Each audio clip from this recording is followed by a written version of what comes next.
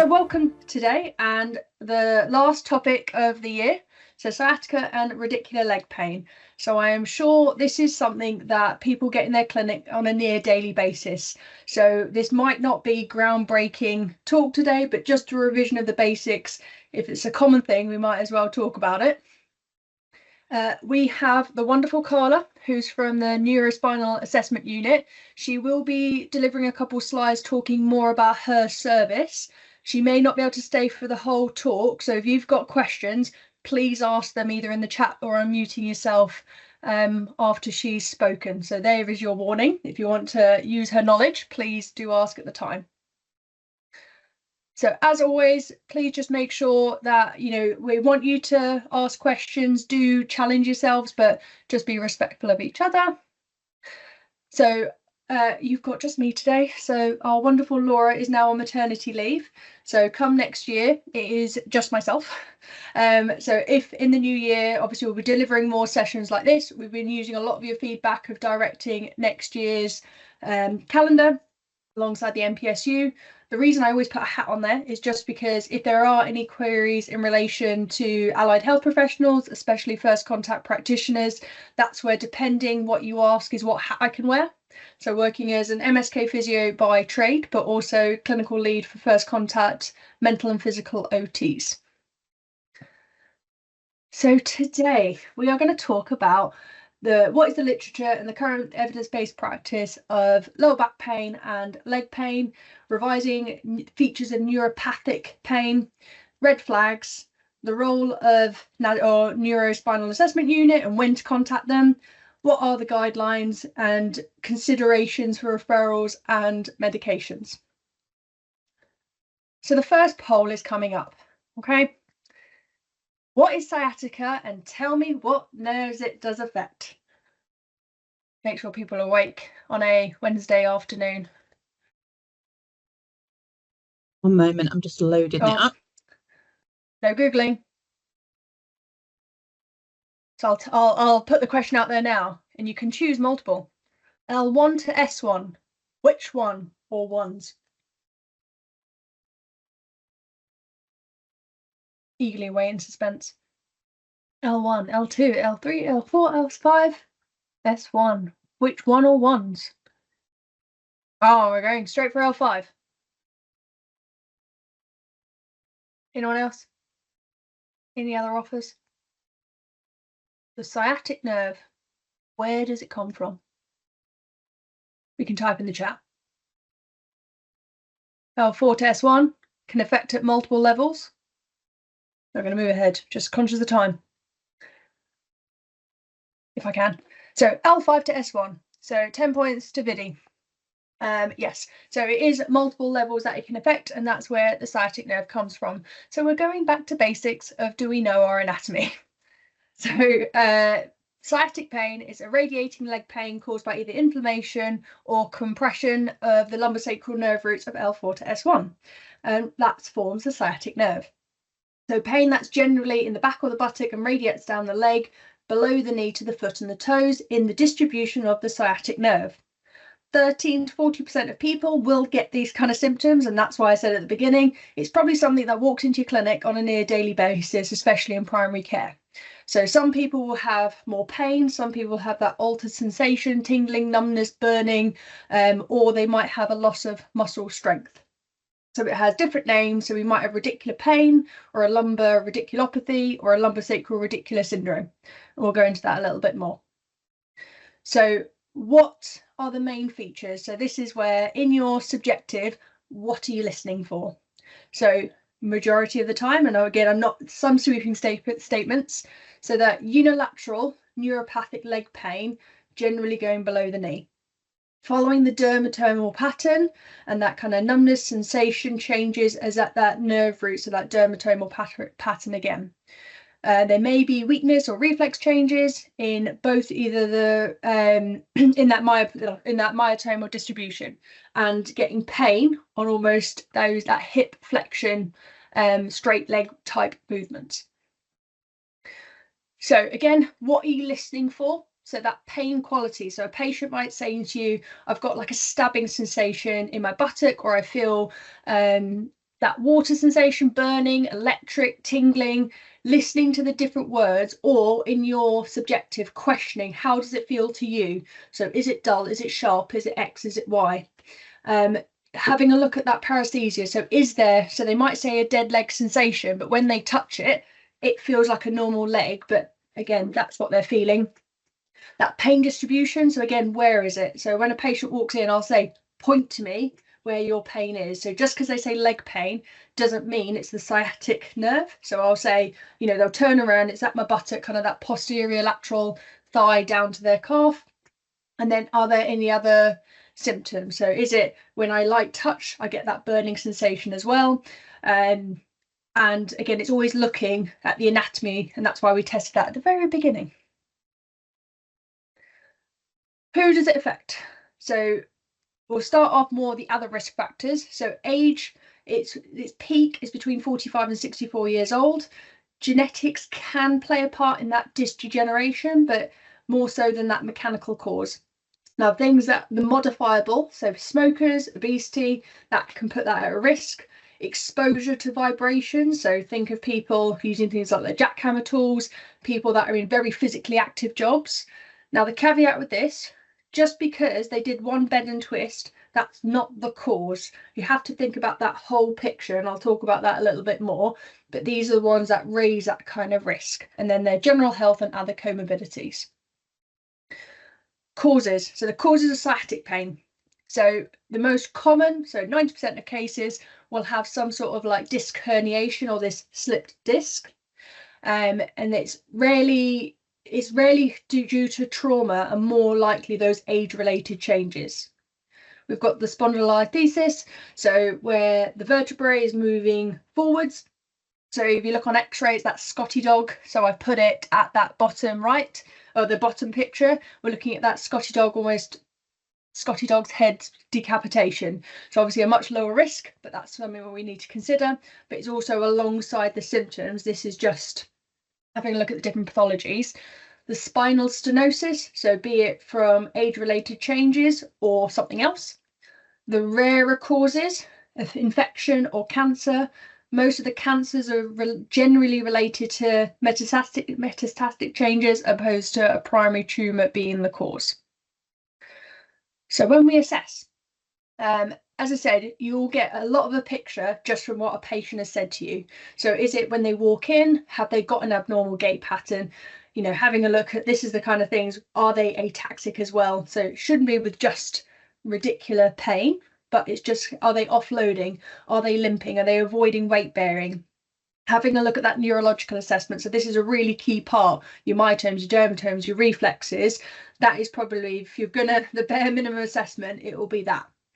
Having a look, if there's pain, is it in the back or is it in the leg? So if you get someone to bend down to their toes, what is worse? So I normally ask people, what are your symptoms like when you're just standing there versus when you bend down? Oh no, it's my back that hurts. More likely going towards muscular. Again, not a conclusive statement at that point. But if they're saying if I bend down, it's more my leg symptoms, that's where we've got more confidence towards that disc or that impingement side. If they have pain on kind of extension, that's where we might look at an arthropathy or stenotic. Having a look at straight leg raise or slump test. So sensitivity and specificity is better in your younger patient. So the sensitivity of the straight leg raise, of diagnosing kind of those herniation of the disc and that neural irritation is between 72 and 97% for that one-sided pain. Specificity is that crossed straight leg raise is about 85 to 100%. But you have to remember that whole picture. So it's comparing that left to right, and is it their symptoms, or is it like if you're going over 70%, you're probably looking more at that muscular tightness as opposed to that neural tension. Slump test has a sensitivity of 100% and specificity of 83%. Really my teeth in for that. However, it's just obviously putting it as part of a picture. So I would always say, in my opinion, it's the myotomes, dermatomes, reflexes that will mean more than obviously this is those lower down on what you're going to testing priorities. So radicular pain versus radiculopathy. So the radicular pain is when that sensation aspect is getting compressed. So that is what's causing that inflammation and why people have those abnormal sensations, be it pain or tingling, numbness, those kind of things. However, when you do your myotomes, dermatomes, reflexes, they are normal. So there's no neural deficit at this point, and majority of these will settle down with those kind of first line conservative treatments. A radiculopathy is where the nerve is being interrupted by that mechanical aspect. So is it that we've got that spondylolisthesis? Is it that we've got that MET, stenotic changes, things like that? So that is where your neuro assessment will be altered. So is there muscle weakness? So we're looking at things like an Oxford scale of less than 3. And especially at the foot. So dorsiflexion, great toe extension, plantar flexion. Is it their change in reflexes? And at this point, and we're going to go into it a little bit more, that's when you're looking on what are you going to do next. So unlikely going to be those first line treatments. Red flags, so we're going to talk about them. So your most common one, and I'm sure we're all very well versed in this, is ruling out for a Cauda equina. Big thing, so we've just put in there about the MACP Cauda equina cards, something I do a lot. So especially when we're getting patients that need an interpreter service, I generally put up on the screen, so how many people have had almost a potential loss of translation for especially these kind of serious pathologies. I generally, for an example, I'll put it up in Hungarian, I'll get them to read it. Have you got any of these symptoms? Point to me, is it point 1, 2, 3? And then that's something you can also send out to people, so you've got high confidence that they understand kind of these kind of questions and that we're not missing anything because of that lack of translation. So the bilateral radicular symptoms, severe progression of neurostatus, so myotomes, dermatomes, your saddle anesthesia, your change in your bladder and your bowel, looking at anal sphincter. We're not required to do that in primary care. I'm sure some people will be happy about that. Spinal fracture, so this is where, in terms of spinal fracture, so if there's been a major trauma, so your high speed clinician, so your road traffic accident, fall from heights, that is where you would be looking to rule that out, and unlikely something that's going to show up in primary care. That mild trauma, so we're looking at that more elderly population, but having a look at that greater picture. This is someone that might come in and that might have had previous steroid use, previous osteoporosis or current osteoporosis. That again, that older age all fits in. So one thing you can look at, we're looking more at that major trauma. So you've got your nexus or your Canadian C-spine rules, that kind of links to when imaging might be required. If you get, again, back that older population, they're more likely to present to you in primary care. Is there specific bony tenderness on like spinous process? So that's fine, that's fine. Ow, that really hurts. No, that's fine, that's fine. That's kind of the presentation, not this almost widespread pain. Is there bruising, contusion, and any structural deformity when you're feeling almost like a step down?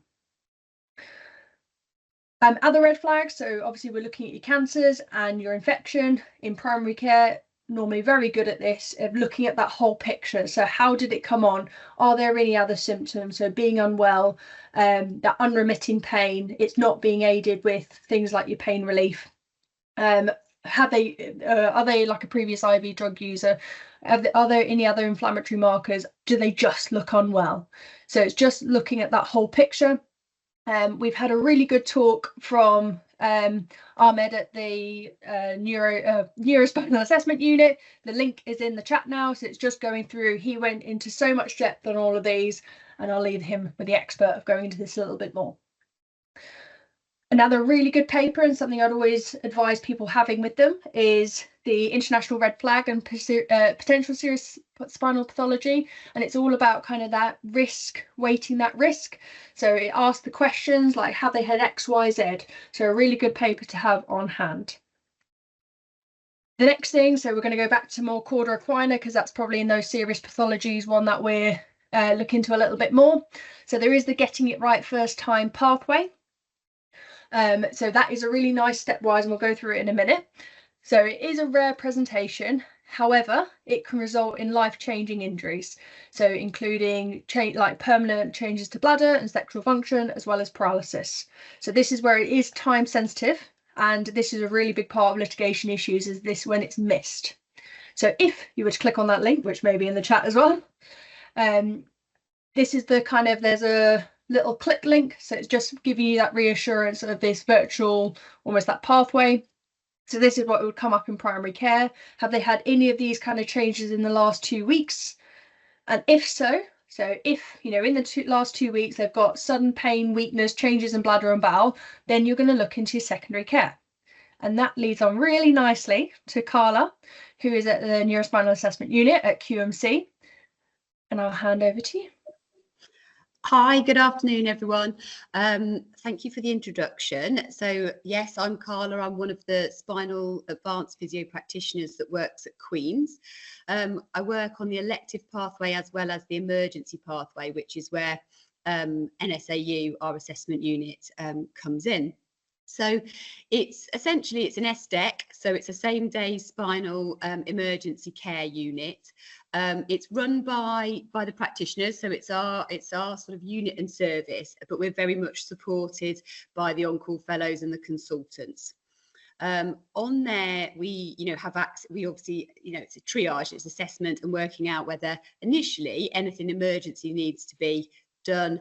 If so, we can investigate that. So with bladder scans, MRI scans, X-rays, etc. If needed, then people are obviously admitted for emergency surgery, injections. We review medication, discuss with the on-call MDT. If we move on to the next slide for me, lovely. So essentially, the main referrals through to us are, given that it's the SDEC, is the red flag patients. So it's your query called Equina, as per your GIRF guidelines, and the app on that link and with the website is absolutely brilliant, talks you through it step by step. So really good to be using that if you're not already. We also will see acute, severe lower back pain and radicular pain. Most of those come from A&E, but occasionally they will come from MSK services and GPs. Acute foot drops, deteriorating myelopathies, the query spinal infections and the fragility fractures. So we're not trauma fractures. We don't take anything that's trauma. That would be to our spinal fellows. The way to contact us, if you needed to for any of those, is this telephone number here. So that's the main landline and then our extension number. So that takes you to the unit. There is also the spinal fellow. If for some reason you can't get through, there is also the spinal fellow. If you do phone us, so for example, with a query called Equina patient, you'll essentially, the phone will be answered by one of our receptionists who will then ask you, do you think this patient needs a same day review? Yes or no? If it's a yes, then we will pretty much be interrupted in what we're doing to come and speak to you. If it's a no, but you kind of want that urgent support or advice, they'll take a message if we're not free and we'll give you a ring back that day to go through it with you. And then the information, we'll obviously ask you what the information is, what your concern is, what your question is, and then essentially determine whether that is somebody that we need to see or not, or whether there's advice for you guys to manage in the community. I think that's the main bit. We're open Monday to Saturday, 8 till 6. So don't call outside of that time. Otherwise, it would be spinal fellow or ED if it's emergency. I think they were the main things I was asked to talk about. I don't know whether that covers everything or whether there's any questions for me or later. So we've got, I think, a question's being typed, but so if someone calls in, what do you want to know? Like, as if in, should they have prepped? What's a good handover for you? Yeah. So essentially, so it's a very sort of succinct kind of what, the patient's age, what their, the very quick history, and what their presentation is. So subjective, objective, and then your concern and your question to me. So for example, it might be, 25-year-old female, 3-week history of back pain, 5-day history of bilateral leg pain, and also, struggling to initiate the flow of urine for 5 days.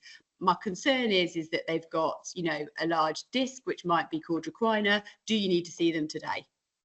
yes, I do for that one, so it's giving me that succinct information really. So a quick question now, who can refer to you? Essentially anyone in the community, so sort of GPs, FCPs, musculoskeletal services, physios, A&E, so they and sort of NEMS and out of area assessments units. Yeah, within Nottinghamshire, really. Yeah. So I think particularly with the cord equina, the advice is that patients, if they need that sort of emergency review, they go to their nearest local sort of A&E. Now we're lucky in Nottingham that we've got this sort of fast track, so they can come straight to our unit rather than going through the ED service. So yeah, community teams within Nottinghamshire. Do you see pregnant patients?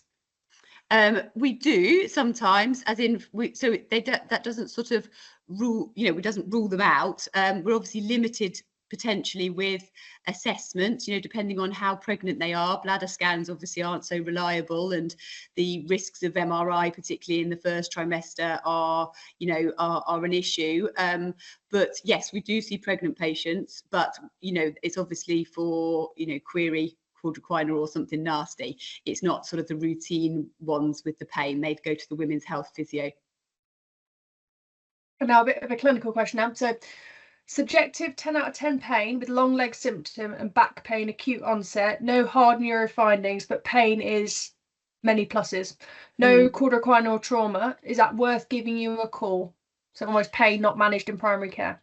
Yeah, so it can be. So I mean, obviously, we do see patients with this sort of seriously acute pain, but we don't see them all that often because majority of them are well managed by you guys in the community.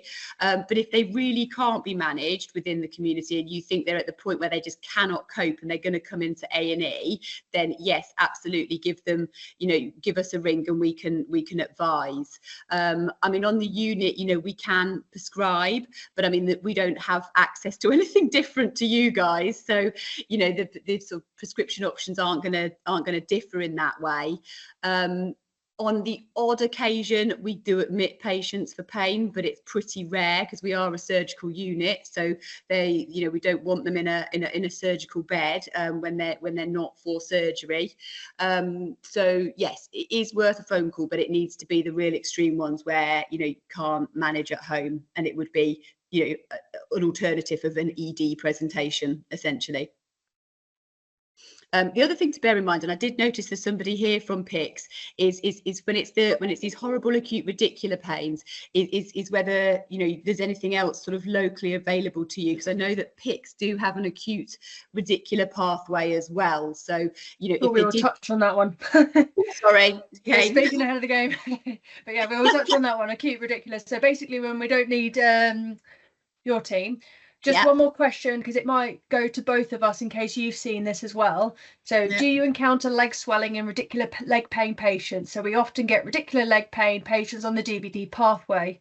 So again, in my experience, if it's obviously there's any other hard neuro, so is it coinciding? I've had someone that I referred to yourselves on DBT. They did have neuro symptoms because of cellulitis. It almost caused a foot drop, but knowing it was the cellulitis and almost that was the cause of it, so I probably would never have sent to NSAU because I knew why. It's not that they're going to do anything different, it was the infection that was the problem, but they had a DVT as well. I would make sure it's having a look that there are no hard neuro symptoms, and is there any other reason? If they've got leg swelling, is there another almost muscular cause of why that neural inflammation or compression? Would you say anything different, Carla? Yeah, no, I wouldn't really. I mean, we do sometimes, I think it's a difficult one, and occasionally, we've had patients referred up to us for radicular pain and they have ended up being a DVT. So I think it's always one of those ones that are quite difficult sometimes for, that sort of often get a bit, picked up. So no, I wouldn't say anything different to what you've said there, really. And then another question, so is there any other way to contact rather than call for a same-day advice? Is there a direct email? Yeah. And my question is, do you ever refer a patient, or is that more for your spinal fellows? Yeah, so the spinal fellows man refer a patient, so the practitioner team don't. So, I mean, so if you want some advice, obviously there is the refer a patient, which is obviously managed by the on-call team, but that is covered by our spinal fellows, you know, who are obviously perfectly capable of answering that. Because it's an SDEC, the main, you know, so emergency care, if it is an emergency patient, then it is to call us. We don't necessarily have email contacts for queries. We do have MDT set up with several sort of community services in which we can sort of discuss cases in that way. So it's a tricky one, really. So I suppose there isn't really an email box for queries. I'd say it's either a same-day call or refer a patient. Or considering setting up a virtual MDT with our team.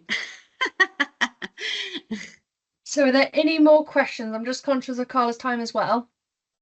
I know, sorry, I've been chatting a bit too much probably. No, it's all good. It's all helpful. So thank you for that. We will move on, but obviously if Carla's you're still in here, then please answer away in the chat. So now we're waking people up again. So what are our differentials? So a patient comes in and they've got buttock and leg pain. What else are you thinking? Write in the chat. What else can we do? Fingers on the keyboards. Greater trochanteric pain. Yep. What else? Hip OA. Oh, we've got lots of hip OAs. Piriformis syndrome. Neuralgia paresthetica. NP. Or maybe I've lost. Oh no, yeah, never mind. I've not lost my acronyms. ITB syndrome, abdo, SIJ referral, ITB. Good. So most likely piriformis, we've hit the main ones. Is it arthropathy? So looking more at the back pain. Obviously, I know my picture's a bit misleading, being almost lateral hip. Is it stenotic back pain? Less likely, but possible. So just sometimes being curious. So is there potentially myelopathy and actually going higher up? Is there a peripheral nerve palsy? So say it's more kind of knee down, but they've got no symptoms, kind of knee to hip. So it's not saying it's not sciatic pain, but it's obviously just be curious and explore a little bit further. So we've talked more about pelvic and like pelvic mass. So is that a referral pain? Someone said about abdo. SI, vascular claudication, so having a look at that bigger history as well. So if it is in that leg, what is the pattern of pain? It will be looking at your objective testing as your rule in, rule out, and then looking almost at that femoral necrosis or AVN. Again, that's a much lower suspicion, but just make sure we are thinking broader. So especially if people are coming back and not getting better, what else could it be? Anything I've missed, or otherwise, anything else is a differential? Rheumatoid? Femoral acetabular impingement, yes. Yep, so it's looking more again at that hip pathology. So with that, we'd expect more probably like my hard red colour there, as opposed to that referral down. But yes, so consider the bigger picture. So you will have a link in a second, but this is the BMF almost guidelines, so kind of how we go on management. But I know that this will be very small. It's just another visual, so whatever helps you in clinic to just think about that reasoning with this kind of clinical pathway. Poll time, I say that, just write in the chat. If you're going to image, so our scenario is 50-year-old woman who's had 2 months of back pain. You've tried initial management, come back, leg pain is really bad, posterior leg pain, just one side, really bad, just wants more meds and so much pain, can't go to work. All right, I just want an MRI because it will just tell me what's going on. What are you going to do? No Cauda equina, nothing red flag. Oh, no, sorry. Yeah, I'm just going to scroll down. MRI, so single leg pain, 2 months, no neurology. So in most cases with back and or leg pain, SLR it's just really painful. Everything hurts. No scan. I like that. No scan. So if anything, this is probably over imaged pathology. So I like just no physio. Yep, like that, Elena. Yeah, so majority of the time we don't x-ray spines, and radiology won't accept this. So unless we're looking at a traumatic fracture, so what I said before, like that nexus type guideline of high speed or fall from height, or again we're looking at more those insufficiency osteoporotic type fractures, they won't accept an x-ray of a back. So the amount of people, I appreciate people come in and say, I just want an x-ray back, see what's going on in there. Other investigations just to consider, so if we're looking at more malignancy or inflammatory conditions, so someone brought up about rheumatoid arthritis, if we're looking at that sacroiliitis, that discitis, that kind of thing, that's where you can look at your bloods, back to images. So on our Nottinghamshire radiology guidelines, generally we're just looking at fracture, otherwise it will not help your diagnosis and should only be requested by people like Carla, your spinal practitioners. Ultrasound, not indicated. MRI, not. That's where they're saying that non-specialists not to order MRI, because that's sometimes, and we'll go into it a little bit more, that sometimes over-imaging can lead to poorer outcomes. So if you're looking at back pain or sciatic pain, it's to refer to MSK services, or if you've got your FCP MSK, they could also refer for MRI.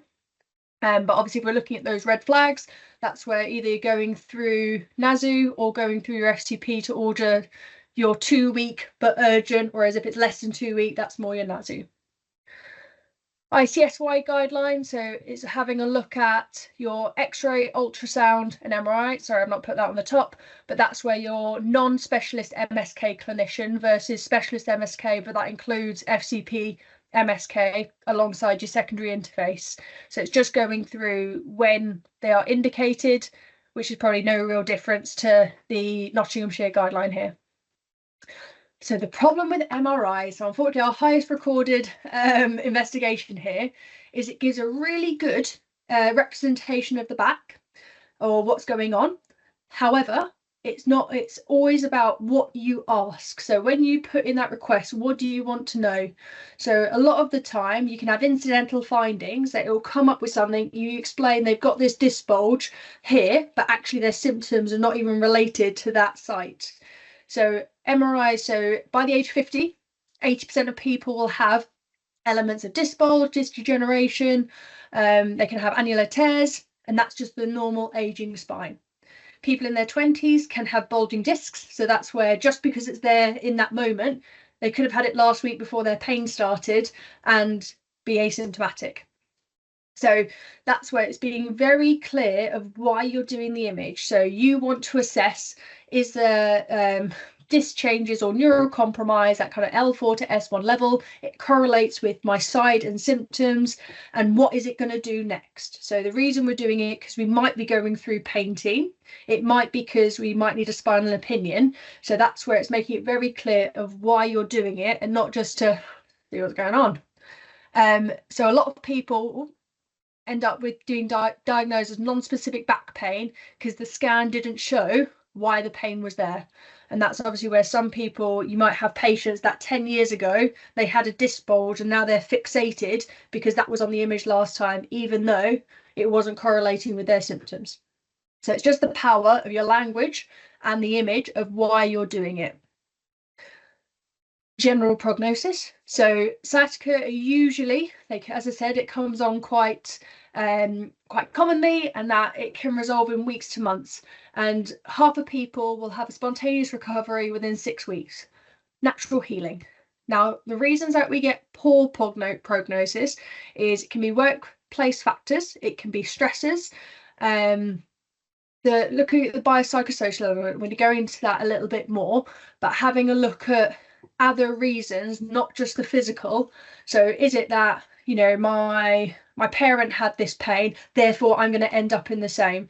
My friend had this pain, had surgery, and X happened, and that's their belief that because they had that, I'm going to have that.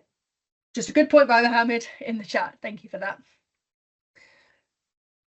So now going more that psychosocial element, especially my pain team people in here. So start back tool, how often you use it in practice, but this is where you're looking, sometimes it's good as a way of getting the idea of the patient's perception. It's I'm not sure which services at the minute require it, but obviously it's something you can consider within your assessment. So it's 9-point scale. It's in the chat as well, so you'll have the actual questionnaire but also the Keel link, so they explain about the whole questionnaire itself. So people answer that, so quite a quick yes no answers. So if they score 3 or less, they're a low risk, and you're looking more that self-management, watch and wait, and obviously patient initiated type follow-up. If they're a 4 or more, depending, so we've got the subscale, so question 5 to 9 are looking more at that kind of psychosocial distress subscale score. So they're looking at that fear, that anxiety, that catastrophizing, the depression. So if they score more than 4 but less than 3 in that section, then they're medium risk. So that might be where you refer on to your physio, your MSK interface. You might look at, say, groups. If you're going into that high risk, looking at your pain team. So that psychosocial element, obviously we've just got to be mindful on timelines. So if it's just a new onset, then it might be having to address or having to give resources looking at that psychosocial side. If you're looking at 3 months plus, that's where you can consider your pain team, and they are your absolute experts in managing these kind of distress thoughts. So a bit of a summary. So in primary care, you're low risk patients, so kind of scoring 3 or less on that score. So reassurance is the really key part. So this is something that can resolve and will resolve in weeks to months, and that's where you can use your FCP MSK in practice or referring to your MSK rehab. You've got making sure that they stay active and returning to work as soon as possible, using your amended Med 3s, having that good workplace discussion of how can we keep you in work. So is it almost that phased return, amended duties? Bed rest is not recommended. Keep moving. Motion is lotion. Using things like heat to help with pain, but making sure they don't burn themselves. But obviously that can have that muscle relaxant effect. As I said, that workplace adjustment, and educating that pain does not mean harm. So it's sometimes that fear factor. If you think, if I'm going to bend down, my back's going to hurt, everything's going to seize up as it is. So it's that clear education. It is safe to move, and your safety netting is your key part. So as we put in the chat before, those MACP Cauda Equina cards, really easy to send out. Use your Accurex, print it out for them in many languages. So making sure if things aren't getting any better, then to book back in. So the next poll, medication. So a person's presented with let's put 3 weeks of pain. There's no kind of Cauda Equina, we're not red flags. They're just in a lot of pain with their leg. So it's the leg, the burning pain, that's what's getting them more. What are you going to do? So we've got a, all right, 30-year-old, desk-based job, leg pain. Not really presented before, no other comorbidities. I'm going to say that PAR is paracetamol. Yep, more paracetamols. Okay. So in primary care, depending if you read the BMF or NICE, again, it's a contradicting. They seem to do that quite a lot. So I'm going to be saying both, and I make it quite clear when who says what. So only offer in that acute phase. So opioids should not be used in chronic sciatic pain. Do not offer your neuropathics, as there's no evidence of benefit, and if anything, more harm. If people are already on opioids, gabapentinoids, kind of these pain relief, this is where your pain team are absolute experts of helping that de-prescribing, and your pharmacists, if you've got PCN pharmacists, are very good at linking in with them to help that down titration. And then consider NSAIDs, and that was our biggest response in the chat, but at the lowest dose for the shortest amount of time, considering the other multi-system effect, and consider PPI. So it will go in the chat soon, but we've done a really good talk about NSAID use for non-prescribers. So it's just having a look at that consideration if you are going down that NSAID route for pain management. So you're moderate to high risk. So we're back to our stratification score. So people that have scored 4 or more and either they're in that distress high or lower. So if you can, if you've got an MSK-FCP in primary care, so depending on your time frames, it might be booking in with them. Depending where you are in Nottinghamshire, is referral to your group exercise programs. So in Mid-Not, they can be directly referred into the BFit program. In South, you've got your Connect Health, but referring into the clinicians. City, someone might need to write in the chat, is it just Mosaic? For that more rehab interface. Signpost your NHS exercise routines. It might be using your health and wellbeing coaches if it is more to encourage being active. And again, refer to your MSK interface for more rehab side of it. Promote that return to work, as we said before, having a look at those workplace discussions. And at this point, depending on the time frame, consider your pain management team. So especially the more psychosocial, that CBT, they are your absolute experts in helping with this population. So the ones that might have that poorer outcome more from that perception or that management pain team. And we have another talk which is in the chat now, where we had pain team for all of Nottinghamshire. We had representation. We went through different cases and kind of what they can and can't do, what's good for them to see and what they'll do. So a really good talk. As I didn't like it at the beginning, we are rounding up the year of Sciatica seems to round up all the talks we've done. We're nearly at the end, I promise you this. So when to book a follow-up. So if pain is persisting or the patient feels that there's been a change, that's where it's booking back in. So if someone's not getting better, it's having a look on what we said about the differentials. What else could it be? So have you looked at the different systems, or has something changed? So has neurology changed? Have they actually been adhering to that first line treatment? Have they looked at other factors, so be it those psychosocial factors, and then having a look at the pain medication if they are, or if it might be a place to provide any, and then having a look at kind of that onward referral. So we talked about with pain team, the acute radicular pathway. So if it's not being managed on basics, then that's where you can refer on to them. And again, that pain talk really talked about that acute radicular pathway as well. So ideally you want an MRI to match with the symptoms that they've got. So if they are considering injection, that they have a target, that they have tried almost your neuropathic type medication first, and they've had first line care within primary care, and that obviously if it needs a surgical treatment, that's where you generally would have done an MRI at this point if it's not getting better with those first line treatments or things are changing. So nice guidelines, so kind of that sciatica for over 16s. Rule out red flags, do the risk stratifications. That will guide kind of what the best management of that patient is. You might not even have to do that start back tool. You'll know by the language that patient is using. Do not routinely image unless we're looking at red flags, or it might alter the management. The non-invasive management, so exercise, encourage activity. Do not offer orthotics such as belts, corsets, or rocker shoes. Sorry, spelling error. Manual therapy, but that's only as part of a management plan, not for standalone manipulations, massage, things like that. Do not offer acupuncture or electrotherapies. So that's more in the NICE guidelines, so it's not commissioned. But again, as part of a holistic, you might consider it depending what environment you're in. Consider that psychotherapy alongside, so that might be your pain management team or sending pain management resources. Consider anti-inflammatories, weak opioids at the lowest effective dose and the shortest time, and do not offer opioids for routinely offer. So it's making sure that's not your first line. So how many patients call up, I've got back pain, I want drugs.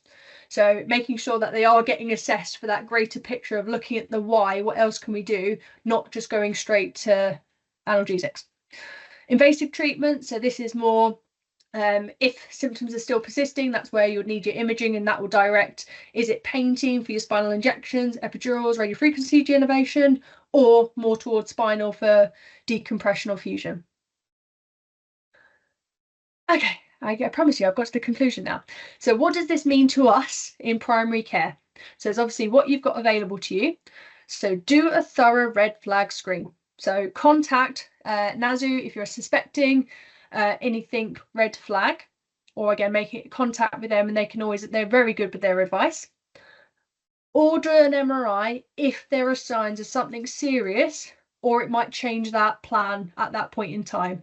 So if it is under 2 weeks, it will probably be under NSAU. If it's more than 2 weeks but still urgent, it might be your MSK FCP or your local pathway of who can do urgent MRIs. Do not routinely order imaging for people with lower back pain and or sciatic pain in the absence of red flags and a normal neurology. Spinal x-rays are not indicated unless you're looking at a trauma or insufficiency fracture. Generally, unnecessary imaging, and that's MRI or x-ray, can lead to worse outcomes. Patients with acute back and leg pain tend to need analgesics, but refer back to these links of what that best practice might be. And reassurance is key. What language you use is really key in this population. So it's not to say, don't bend down for the next 6 weeks, because then a patient gets scared to pick up their socks if they drop them. So it's safe to move, but obviously it's that activity modification. And that 80% will generally resolve within 6 to 12 weeks. Use your stratification tool to guide that onward management. Is it self-management, more your rehab side, or your pain management team? Again, this is that conflict. So your BMJ is saying more than neuropathics, whereas NICE are going very much NSAID, but with that high consideration and almost at that lowest dose, and not to offer as almost those first line treatments. I promised you now I'm at the end. So here is lots of resources. You've got many references to read through. Use the Grodot app for looking at other talks, so clinical and non-clinical, and we are working really hard over Christmas now to get you lots of content for next year.